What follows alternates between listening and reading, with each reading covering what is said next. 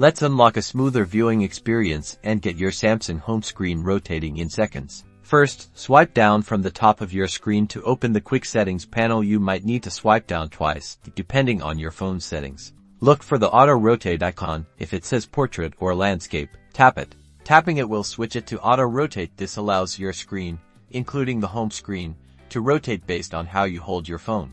Now, rotate your phone. You should see your home screen smoothly transition between portrait and landscape modes. If auto rotate is already enabled and your home screen still isn't rotating, press and hold an empty space on your home screen.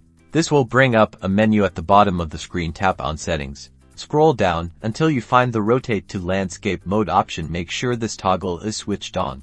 With this enabled, your home screen will now rotate when you turn your phone to landscape, and that's it. You've successfully unlocked home screen rotation on your Samsung phone. Enjoy the flexibility. Subscribe for more Samsung tips and Android customizations.